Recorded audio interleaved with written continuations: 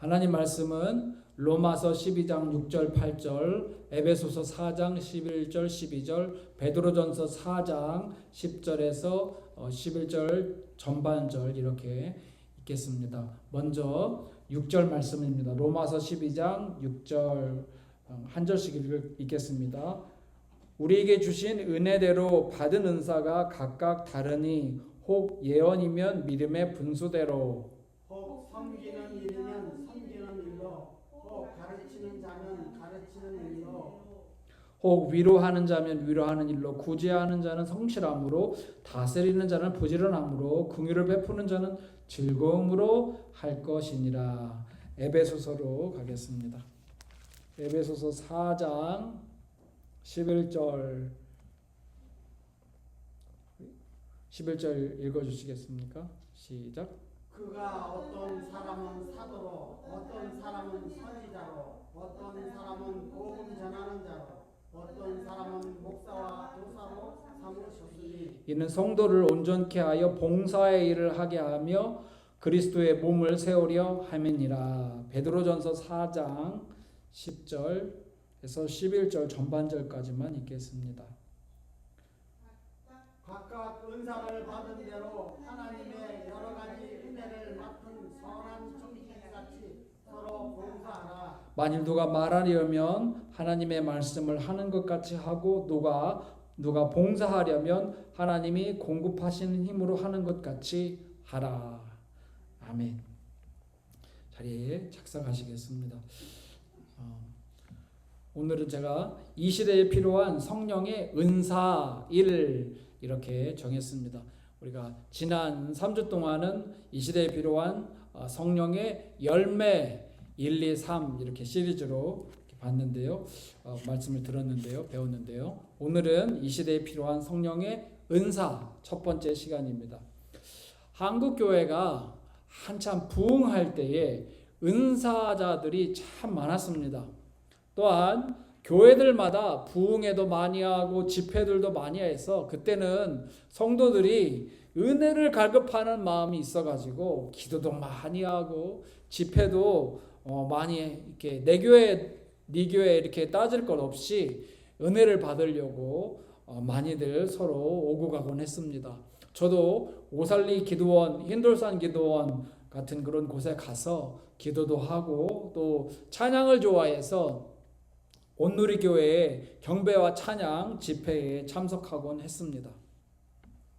그런데 안타깝게도 이러한 시기에 사이비 이단들도 많이 생겼어요. 어떤 사람은 처음부터 이단이 되고 싶은 사람은 아니었겠지만 나중에 점점 변질되면서 이단이 된 사람도 있고, 어떤 사람은 처음부터 이단에 포섭이 돼가지고 발을 잘못 디딘 사람들도, 그렇게 빠져버린 사람들도 있습니다. 왜 이런 일이 발생을 했는가, 그리고 지금도 왜 이런 일이 지금도 발생하고 있는가 하면 가장 근본적인 이유는 은사를 받았는데 주체를 못하는 거예요. 은사를 사용하는 법을 모르기 때문일 것입니다. 은사는 하나님의 선물입니다. 은사를 잘 사용하면 교회도 살리고 사람들도 살리지만, 은사를 잘못 사용하면 은사가 독이 됩니다. 그래서 교회도 죽이고 사람을 병들게 합니다. 은혜로 선물을 받았으니 끝까지 은혜롭게, 교회에 은혜롭게, 사람들에게 은혜롭게 쓰면 좋을 텐데, 사람들이 은사를 쓰는, 은사가 있는 놀라운 은사자들을 마치 신격화하듯이 막 추앙하고 그러면서 막 돈을 보따리로 가지고 오다 보니까 사람들이 변질되게 되는 것이죠. 그러니까 은사가 덕을 끼치는 도구가 아니라 독을 퍼뜨리는 도구로 전락되고 만 것입니다. 그때부터 문제가 발생하기 시작한 것이죠. 은사자가 의의 병기가 아니라 불의의 병기로 타락하고 만 것입니다. 그래서 급기야 어떤 교단애들에서는 은사 사용을 금지시키고 은사는 이제 없다라는 신학을 발전시켰습니다. 그러나 또 어떤 교단에서는 은사 옹호론을 계속적으로 주장하고 은사를 사용해야 된다 권장하고 은사가 있다는 신학을 발전시켰습니다. 자, 문제는 은사를 옹호하는 옹호론자보다 은사를 반대하는 반대론자들이 더 훨씬 많고 교세도 크다 보니 많은 교회들이 드라이하게 되고 밋밋해지고 아주 교회 신앙생활하는 것이 아주 몸이 건조하게 졌다는 것입니다. 옛말에 구더기가 무서워서 장 못 담글까라는 말이 있습니다. 지금은 우리가 뭐 된장, 간장 뭐 이런 장 종류들을 이런 그 장 종류들을 고추장 이런 장 종류들을 기성품을 사서 먹지만 불과 몇십 년 전만 해도 그 장을 다 집에서 집집마다 담아서 먹었죠. 저도 어렸을 때에 어머니가 장독대에 가서 된장 좀 떠와라 그러셔가지고 된장을 떠러 간 적이 있습니다. 그런데 어떤 때는 없지만 어떤 때는 보면 된장을 펄려고 하면은 그 된장 그 입구 쪽에 그 벌레가 있기도 합니다. 그래서 어떤 여자분들 같은 경우에는 징그러워하고 무서워하고 하는 일들도 있었겠죠. 그래서 이제 아까 우리가 금방 구더기가 무서워서 장 못 담글까 이런 말이 나온 것이죠. 자, 그렇다고 해서 지금은 아니지만 옛날에 구더기가 무서워서 장을 안 담갔습니까? 다 담갔습니다. 그렇죠? 이와 같이 은사도 일부 잘못된 사람들 때문에 반대에 부딪히고 있지만 그렇다고 해서 초대교회에 나타났던 은사가 오늘날에는 없다고 부정할 수는 없는 것입니다. 은사가 덕이 아니라 독이 될 수 있다. 그래서 사람들이 이제 은사를 아예 부정하는데, 하지만 은사를 제대로 사용하기만 한다면은 은사가 독이 아니라 약이 되어서 요긴하게 사용될 줄 믿습니다. 그래서 저는 앞으로 은사 시리즈 설교를 몇 주간 시작하려고 합니다. 오늘은 그 첫 번째 시간으로 로마서, 에베소서, 베드로전서에 나오는 은사와 관련된 말씀들을 본문으로 설교함으로써 은사 사용의 근거와 또 목적과 태도에 대해서 살펴보면서 은사 사용의 기초를 다지기를 원합니다. 자, 그렇다면 본문에 나오는 은사 사용의 근거는 무엇이며 은사를 주신 목적은 무엇이며 또 어떠한 태도로 은사를 써야 하는지 살펴보도록 하겠습니다. 은사 사용 첫 번째입니다. 은사 사용의 근거는 로마서 12장 6절 전반절에 보시면 우리에게 주신 은혜대로 받은 은사가, 자, 하나님께서 우리에게 은혜대로 각 사람에게 은사를 각각 다르게 주신다고 사도 바울이 설명하고 있습니다.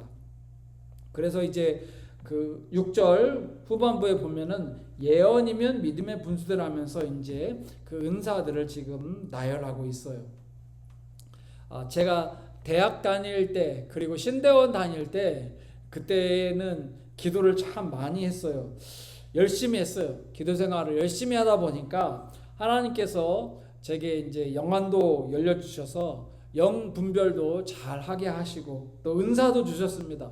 공통적으로 보니까 하나님께서 기도 생활을 오래 꾸준히 많이 하는 사람에게 은사를 주신다는 것은 확실합니다. 한 번은 제가 성경을 읽다가 어떤 말씀이 마음에 딱 꽂혀요. 그래서 교제 중인 자매에게 그 말씀을 보내면서 자매님, 하나님께서 자매님을 나의 배필로 주실 것을 확신합니다 라는 문자를 보냈어요. 그랬더니 자매님이 대답이 별로 시원치 않았다고 제가 기억이 돼요. 전도사님들이 그 자매들 꼬실 때에 흔히 쓰는 멘트라고 제가 들었는데, 그때 저도 이런 흑심이 있었는지는 모르겠지만 저는 주님이 주신 감동을 따라서 그 말씀을 보내면서 제가 이제 기차를 타고 가고 있었는데, 그러면서 이제 보냈었는데, 근데 그 말씀대로 결혼했습니다. 자, 예언의 은사가 논쟁이 많은데요. 곧 설명을 드리겠지만 주님이 어떤 말씀을 어떤 사람을 떠올려 주면서 이렇게 말씀을 주실 때에 그 말씀을 그 사람에게 그 주님이 주신 말씀을 대언하거나 또는 전달할 때에 그것들이 성도들에게 유익하게 될 줄 믿습니다. 성도를 권면을 하거나 위로하거나 격려하게 되거나 성도를 세우게 되는 그런 역할을 하는 것이죠. 자, 6절에 언급한 예언의 은사는 그때 당시 사도 바울이 선교하던 당시에는 닫히지 않았었습니다. 그런데 현재는 예언의 은사가 닫혀 있습니다. 그러니까 현재 예언의 은사는 없습니다. 그래서 누가 예언자다, 나는 예언의 은사가 있다, 그런 사람은 잘못된 것입니다. 왜 그런가?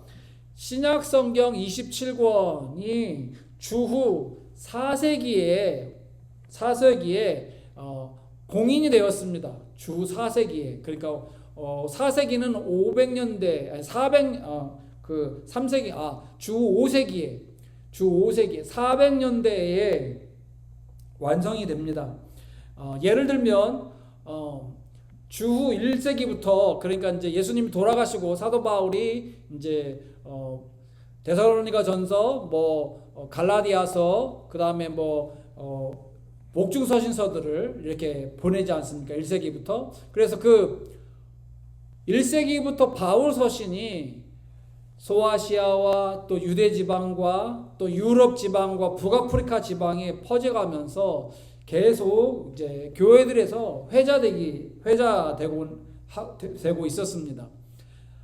예언의 은사는 하나님으로부터 말씀을 직통계시라고 하죠. 말씀을 받아서 그 말씀을 사람들에게 전달할 때 사용되는 은사입니다.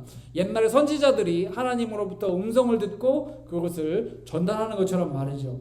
그러므로 바울은 구약 선지자들처럼 하나님으로부터 말씀을 직접 받아서 전달을 했습니다. 오늘날에는 이런 사람이 없습니다. 오늘날에는 이렇게 하나님으로부터 나는 직통계시를 받았다, 이런 사람은 다 잘못된 사람이죠. 이런 사람은 없습니다. 왜 그런가? 성경이 66권, 신구약 66권, 구약 39권, 신약 27권 이렇게 66권으로 아까 말씀드렸듯이 5세기에 공인되었기 때문입니다. 이제는 더 이상 하나님께서 성경의 권위와 동일한 그러한 말씀을 우리 교회에게 주시지 않습니다. 그래서 예언을 한다라고 주장하는 사람들, 그 사람들은 사실은 2세기부터 있었습니다. 오래됐어요. 굉장히 오래됐어요. 사도 바울이 사역하고 돌아가신 다음에도 막 교회가 굉장히 어려웠을 때가 있었는데, 그때가 언제였냐면 이 이단들이 예언의 은사가 있다 하면서 막 여러 가지 말들을 퍼뜨릴 때, 그때부터 교회에는 어려움이 많이 있었습니다. 굉장히 시끄러웠죠. 오늘날도 마찬가지입니다. 오늘날도 동일한 문제가 있어요. 이단들이 이거를 자기에게 어떤 예언의 은사가 있다 하면서 그렇게 주장하는 것이죠. 성경의 권위와 동일한 예언의 말씀은 성경 66권 외에 이제는 없다라는 것입니다.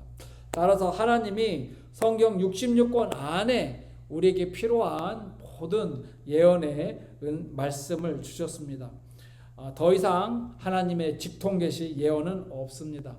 다만 이미 하나님께서 주신 말씀을 가지고 그 말씀을 우리가 사람들을 권면하고 격려하고 위로하고 교육한다면 그 예언의 은사처럼 쓰고 있는 것이죠. 무속인들이 하는 점과 예언의 차이는 무엇인가? 무속인 중에는 강신무가 있고 학습무가 있습니다. 강신무는 이제 사람들이 소위 신내림이라고 하는 그러한 기독교 관점에서 보면 귀신 들림이죠. 귀신 들리는 현상에 사로잡힌 자들, 그러니까 귀신 들린 자들입니다. 그 강신무들은 귀신이 알려주는 점괘로 말합니다. 그런데 점과 예언의 차이는, 귀신은 과거는 알지만 미래는 모릅니다.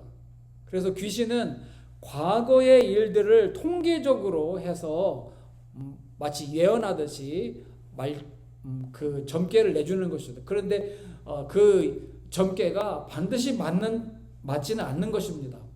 그런데 하나님은 현재와 과거와 미래를 다 아시는 하나님께서 예언의 말씀을 하셨다면 그 말씀은 반드시 이루어집니다.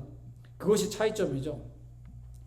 그러니까 전반절 6절 전반부에 보면 우리에게 주신 은혜대로 받은 은사가 각각 다르다.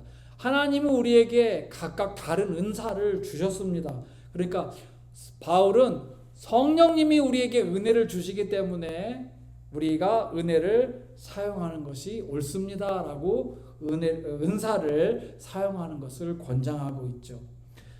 그러니까 현재는 하나님께서 주시지 않는 은사, 예를 들면 예언의 은사 같은 은사들도 있습니다. 그렇지만은 그 예언의 은사는 사라졌지만 그 기능은 남아있는 은사들이 있어요. 주신 말씀으로 사용하면 되니까요. 그러므로 우리가 받은 은사를 사용할 수 있는 근거는 하나님께서 우리에게 은사를 주시기 때문에 그 은사를 은혜대로 은혜스럽게 사용해야 할 줄 믿습니다. 자, 두 번째, 은사 사용의 목적은 에베소서 4장 11절 12절에 나옵니다.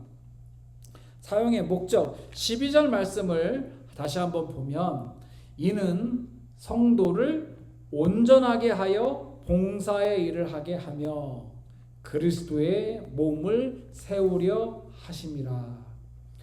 바울은 에베소서 4장 11절에서 교회, 제가 12절을 읽었지만 11절에서는 교회의 직임들 또는 직책들을 쭉 나열하고 있어요.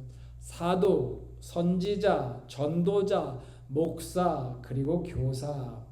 그런데 그때 당시의 교회의 직책과 오늘날과는 좀 차이가 있습니다.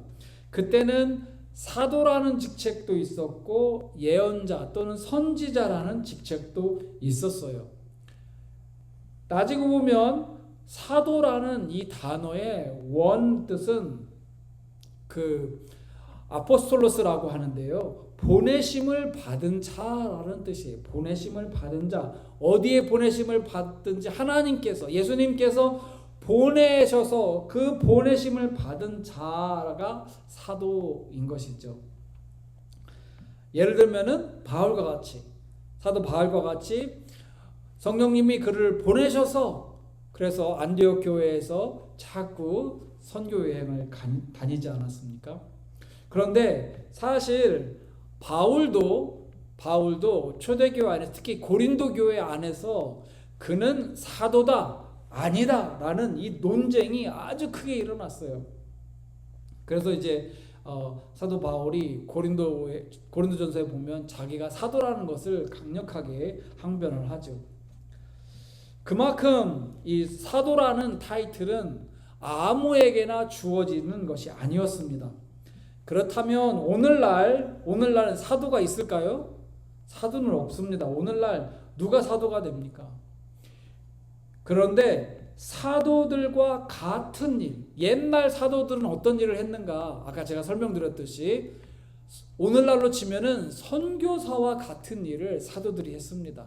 보내심을 받아가지고 어느 지역으로 계속 교회를 개척하면서 교회를 세우는 그 일, 그러니까 오늘날로 치면은 선교사나 또는 교회 개척 목사들, 교회 개척자들이 하는 일들을 했던 것이죠.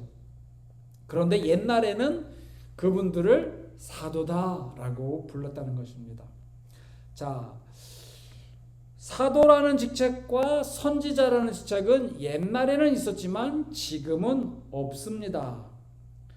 선교사나 목사가 그 일을 하고 있습니다. 그러니까 예언의 은사처럼 그 이름은 사라졌지만 그 기능은 여전히 살아있는 것이죠. 예언의 은사는 사라졌지만 말씀으로 우리가 그 기능을 쓰고 있는 것처럼 사도도 선지자도 사라졌지만은 선교사나 또는 교회 개척자가 그 기능을 살려서 똑같이 하고 있는 것이죠. 사도는 오늘날 어떤 사람들이 신사도 운동이라고 해가지고 신사도라고 부르면서 자신들을 좀 이렇게 다른 사람들과 차별화시켜서 이렇게 불려지도록 이렇게 하는 사람들이 있어요. 그런데 사도면 사도지 무슨 신사도입니까? 구사도 그러면 신사도가 있는 겁니까? 신사도 없습니다. 옛날에 있었던 사도의 직책은 그때로 끝났습니다. 이제는 사도는 없습니다. 다만 그 기능만 남아서 선교사나 교회 개척자들이 이어서 하고 있는 것이죠. 사도 바울은 12절에 은사의 목적, 하나님께서 은사를 왜 주시는가 그 목적을 분명하게 설명하고 있습니다. 우리 12절 다시 한번 읽어볼까요? 시작. 이는 성도를 온전하게 하여 봉사의 일을 하게 하며 그리스도의 몸을 세우려 하심이라. 그리스도의 몸을 두 글자로 뭐라고 하죠? 교회죠. 교회를 세우라고 은사를 주시는구나. 아하, 하나님이 교회의 직책을 맡긴 사람들에게 또는 직분을 주신 분들에게 은사도 주십니다. 은사를 주셔서 그 주신 은사를 가지고 교회를 섬기도록, 그래서 성도를 온전케 하고 봉사의 일을 하고 주님의 몸된 교회를 세우도록, 이렇게 하나님께서 역사하십니다. 그러니까 직책도 주시고 은사도 주시지요. 그러니까 은사는 그 은사자 자신의 영달을 위해서 쓰라고 주시는 것이 아니라 교회를 위해서, 주님을 위해서라고 주신다는 것입니다. 제가 서울에 있는 강북중앙교회에서 사역할 때 한 청년이 주일날인데 주일 예배를 드리고 있는데 한 청년이 환청을 듣고 기도 시간이었는데 환청을 듣고 어떤 물건을 들고 교회 장로님을 치라는 이러한 환청을 듣고 그 앞으로 뚜벅뚜벅 나가다가 남자 성도님들에게 제재를 받아서 사지가 붙들려 가지고 예배당 밖으로 끌려 나오는 일이 있었습니다. 제가 따라가 보니까 아주 눈이 뒤집혀졌어요. 제가 보기에는 귀신에 들렸다라고 판단이 되었습니다. 그래서 이제 교회 바닥에 대리석 바닥이었는데 바닥에 눕히게 하고 머리에 손을 얹고 제가 막 기도했습니다. 방언으로 기도하고, 물론 저만 기도한 것이 아니라 같이 있었던 분들 또 그 광경을 본 많은 분들이 같이 기도한 줄로 믿습니다. 근데 한참 기도한 후에 그 청년이 언제 그랬나는 듯이 아주 순한 양이 됐어요.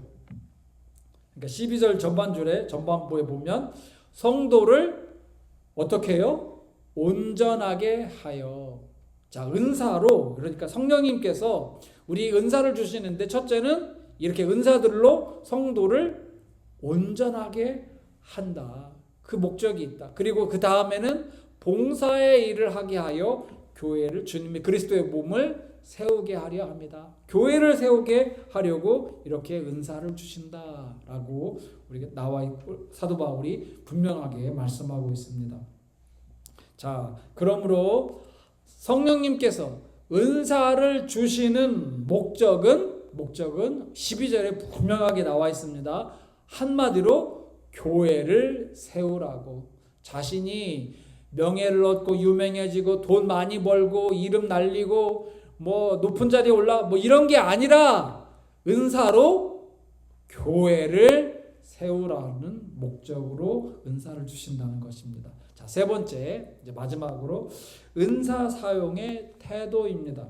베드로전서 4장 10절을 보시면 각각 은사를 받은 대로 하나님의 여러 가지 은혜를 맡은 선한 청지기 같이 서로 봉사하라. 선한 청지기 같이 봉사하라. 자, 베드로 사도는 은사자가 선한 청지기 같이 봉사해야 된다라고 당부하고 있어요. 헬라어로 이 청지기는 오이코노머스인데 영어로는 steward 또는 manager라고 할 수 있어요. 한국말로는 청지기 또는 관리자 또는 집사, 재산관리인이라고도 번역할 수 있습니다. 한마디로 청지기는 종은 아닙니다. 슬레이브는 아니에요. 노예는 아니에요. 하지만 돈을 받고 일하는 사람입니다. 그 집안일을 사무 집안일을 감당하는 관리하는 그런 사람이에요. 그러니까 청지기는 봉사의 일을 하는 대명사라고도 할 수 있겠죠. 자, 옛날 한국 정서대로 표현하면은 머슴입니다. 머슴. 돈 받고 일하는 머슴. 그런데 어떤 머슴이요? 착한 선한 머슴이라고 할 수 있겠죠. 자, 착한 머슴이 주인집을 위해서 어떻게 일합니까?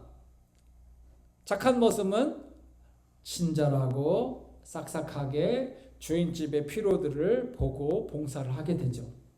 물론 악한 머슴도 있었을 것입니다. 악한 청지기도 있었을 것입니다. 그래서 사도 베드로는 선한 청지기, 착한 머슴이 되라 라고 강조하고 있죠. 나 이런 은사 받았어, 나 이런 사람이야 하고 의지되고 또 목에 힘주고 거들먹거리지 말고 선한 머슴처럼 봉사하라 라고 하는 것입니다. 태도를 나르고 있는 것입니다. 태도. 이것이 굉장히 중요한 것이 은사나 또는 직분이 교회에 무슨 계급장처럼 생각하는 경향이 있어요. 어떤 분들은 그렇게 생각해요. 근데 절대 아닙니다. 예를 들어서 로마서 12장 아까 우리가 봤는데 6절에서 8절에 나오는 은사들처럼 가르치는 은사나 다스리는 은사는 그러면은 오늘날로 말하면은 이거는 티칭 은사나 또는 리더십의 은사인데 이런 은사를 가진 사람들은 아니 나는 다른 사람들보다 높아 이렇게 생각을 한다면 큰 오산입니다. 또 아까 로마서 12장 6절에서 8절에 나오는 반대로 섬기는 은사, 위로하는 은사, 구제의 은사, 긍휼의 은사를 가진 사람 그러면은 혹시 그 사람이 아이 나는 가르치는 은사나 다스리는 은사를 가진 사람보다는 나는 낮은 은사를 가졌어 이렇게 생각하는 것도 또한 오판입니다. 은사에는 계급이 없습니다. 높음도 낮음도 없습니다. 사도의 은사나 교사의 은사나 똑같은 은사인 것입니다. 마찬가지입니다. 자, 우리가 무슨 은사를 받았든 우리가 누구처럼요? 선한 청지기. 옛날 한국말 정서로 보면 착한 머슴처럼 봉사하는 태도를 갖는 것이 중요합니다. 오늘날 어떤 분들은 교회의 직분자들을 예를 들어서 집사, 권사, 장로, 목사 이렇게 직분을 가진 사람들을 봉사직이 아니라 서열로 생각하는 경향이 있어요. 물론 일할 때에 조직에 있어서는 위계질서가 있고 상하관계가 있습니다. 일할 때는. 그러나 하나님 앞에서는 다 형제 자매이고 다 동일한 위치에 있는 형제 자매이고 가족인 것이죠. 그런데 직분을 권력을 위해 쓰면 직분을 이용해서 섬김을 받으려고 해요. 직분으로 봉사하려는 것이 아니라 섬김을 받는 태도, 이 태도는 좋지 않죠. 그래서 사도 베드로가 이 위험성을 알고 10절에서 그렇게 강조해서 말씀하고 있는 것입니다.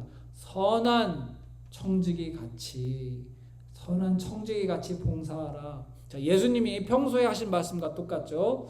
섬김을 받으려 하지 말고 섬기라 라는 말씀과 일맥상통합니다.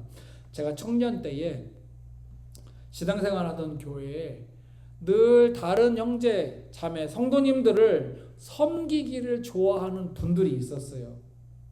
가까이에서 이렇게 지켜보면 참 배울 점이 참 많았어요. 그런데 세월이 오래 지났는데도 섬김을 좋아했던 분들은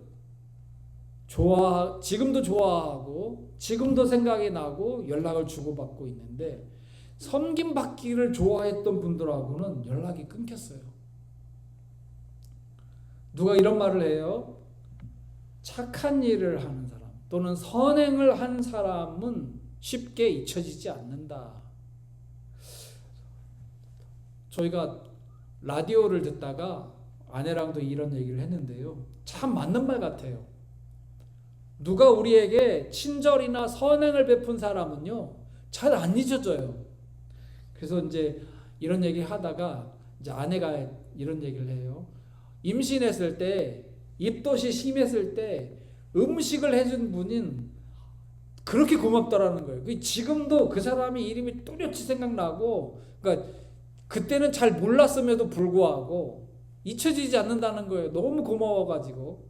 그러니까 착한 일을 해주신 분은 잘 잊혀지지 않습니다.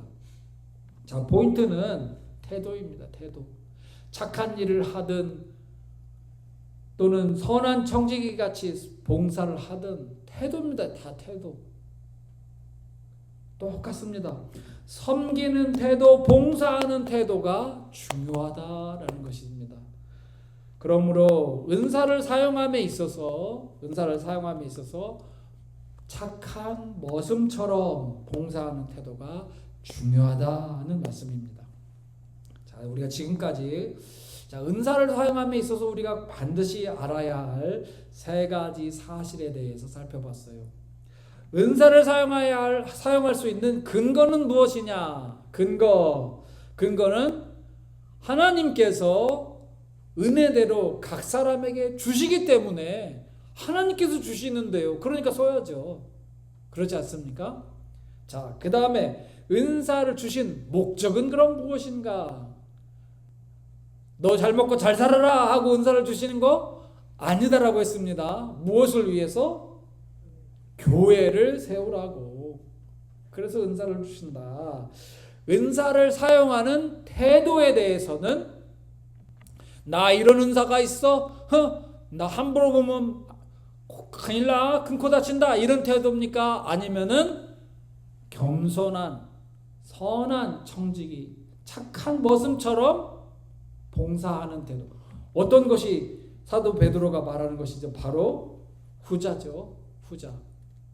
교만하거나 의시되거나 잘난 척하지 말고 선한 청지기, 착한 머슴처럼 섬겨라. 이렇게 우리가 배웠습니다. 제가 지난달에 시카고의 학회에 이렇게 참석하면서 식사하면서 한 참가자와 이런저런 얘기를 나눴습니다. 그래서 이제 그분이 저에게 당신의 연구 주제는 무엇입니까? 물어보길래 제가 기적적인 치유라고 대답을 하면서 좁게는 치유지만 넓게는 영성입니다라고 말했습니다. 자, 기적으로 일어나는 치유도 은사의 한 종류죠. 그런데 성경에 나오는 분들과 교부들의 치유를 제가 연구하면서 느낀 것이 치유가 단순히 치유로만 끝나지 않는다는 것이에요. 시작도 그렇고 끝도 그렇습니다. 치유가 있기까지 많은 영성훈련이 필요합니다. 기도도 많이 해야 되고 선행도 많이 해야 되고 덕도 많이 쌓아야 합니다. 예수님과 사도들과 교부들을 연구해 보니까 공통점이요, 이분들이 다 기도를 엄청나게 많이 하시는 분들입니다. 마음에 악이 없어요. 악이. 하나님을 닮고자 하는 열망, 하나님의 뜻을 이루고자 하는 이 열망이 가득했어요. 그러니 하나님께서 이분들을 통해서 역사하시는 것이죠. 때로는 은사를 주시면서 부어주시면서 역사하시는 것이죠. 예수님은 하나님이시니까 예수님은 제외하더라도 사도들과 교부들을 보면은요, 은사를 하나같이 자기 자신을 위해 쓴 사람이 한 사람이 없어요. 은사를 다 누구를 위해서? 하나님과 교회를 위해서 썼다는 것입니다. 이게 차이점이에요. 오늘날 은사자들과는 극명한 차이가 많이 납니다. 하나님으로부터 은혜를 받았으니, 자, 은혜 뭐죠? 은혜? 하나님이 나에게 값없이 주시는 선물. 그러면은 은사잖아요. 은혜로 주시는 선물이니까 은사를 내게 하나님이 내가 돈 내놔 그러면 내가 이거 줄게 그러셨습니까? 아니잖아요. 값없이 은혜를 주셨잖아요. 그러면 은사를 쓸 때도 어떻게 써야 써야 됩니까? 은혜로요. 값없이. 돈 받고 쓰는 것이 아니라, 자기 이름을 위해 쓰는 것이 아니라 값없이 주님을 위해, 교회를 위해 그렇게 은혜를 쓰는 것이 옳은 것이죠. 그리고 태도, 은사를 쓸 때 그 마음의 태도를 어떻게 해요? 착한 모습과 같이 봉사하는 태도를 한결같이 가져야 한다라는 것입니다. 그런데 이런 은사자들이 오늘날 교회에 왜 많이 있으면 좋겠는데 왜 없는가? 제가 아까도 서론에서도 말씀드렸듯이 은사를 오용하는 사례들이 많아지면서, 또한 이단과 사이비가 늘어나면서 은사를 부정적으로 보는 시각이 굉장히 많아졌어요. 그래서 보수주의 교단들에서는 은사 중지를 외치기 시작했고, 쉽게 설명하면 구더기가, 아까 제가 한국 속담을 말씀드렸는데 구더기가 무서워서 장 못 담글까 그 말씀드렸잖아요. 지금 어떤 상황이냐면 구더기가 무서워서 장을 못 담고 있는 꼴입니다. 지금 또 다른 이유는 현대 과학이 발달하면서 교계에서 은사를 비과학적 또는 증명할 수 없는 신비의 영역으로 치부하기 때문입니다. 그런데 여러분, 이런 운동이 사실 몇백 년 됐거든요. 16세기 계몽주의 때부터 굉장히 오랫동안 영향을 받아왔는데요. 여러분, 참 놀라운 것이 오늘날에는요, 지금 사람들은요, 과학과 상관없이 이러한 기적이나 영적인 존재, 신비한 일들에 대해서 열려 있습니다. 지금은요. 옛날에는 과학으로 증명할 수 없으면 얘기하지 마, 이런 태도였고 이런 분위기였거든요. 근데 지금은요, 열려 있어요. 심지어는 많은 사람들이 이것을 좀 가르쳐 주세요 해요. 은사도 가르쳐 주고 영적인 존재들에 대해서 가르쳐 주세요 하는데요, 문제는 교회가 그것을 가르칠 준비가 안 돼 있어요.